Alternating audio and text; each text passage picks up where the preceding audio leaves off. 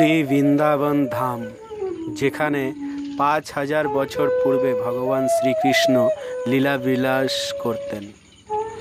এখানের পশু পক্ষী, গাছপালা, গুল্মলতা সব কিছুই এখনো কৃষ্ণ কৃষ্ণ বলে ডাকেন।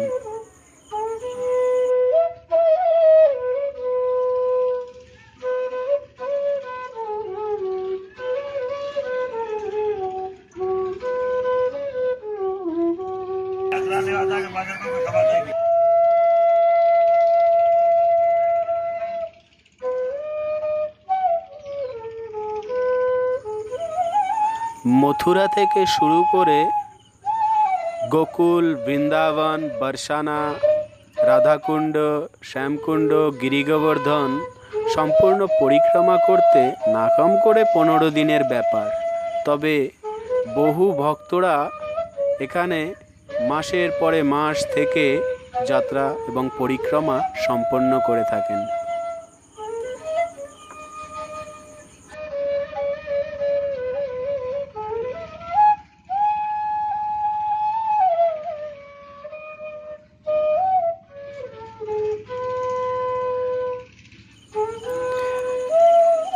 এই পবিত্র ভূমি দর্শনের জন্য বহু পর্যটক ও ভক্তরা আসেন এখানে ভগবানের সান্নিধ্য পেতে।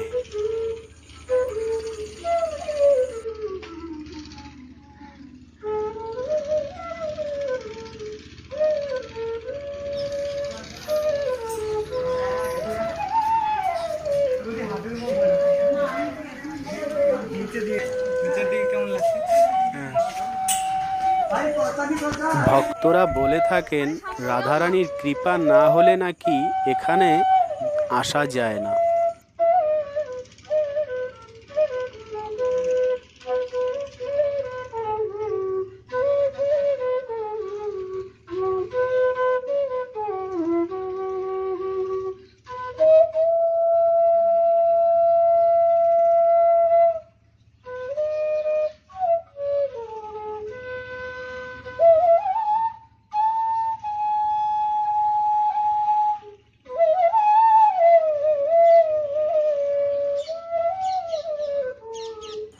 আর যদি কেউ এখানে একবার এসেই যায়, সে কখনো অনাহারে থাকে না।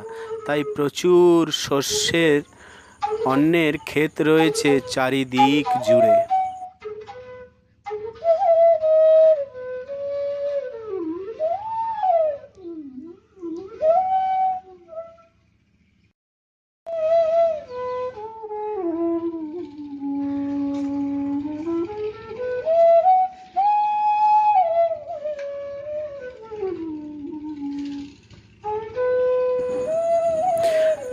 এখানে রয়েছে প্রচুর দর্শনীয় স্থান। তার মধ্যে কিছু উল্লেখযোগ্য স্থান হলো রাধাকুণ্ড, শ্যামকুণ্ড,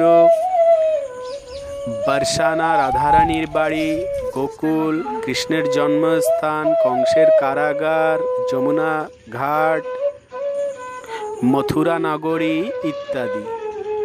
তো আমরা অবশ্যই একটি প্ল্যান বৃন্দাবনের জন্য করতেই পারি। আর সেক্ষেত্রে আমরা সোজাসুজি দিল্লিতে এসে অথবা আগ্রা হয়ে অথবা ডাইরেক্ট মথুরাপুরের স্টেশন থেকে সহজেই আমরা আমাদের যাত্রা শুরু করতে পারি।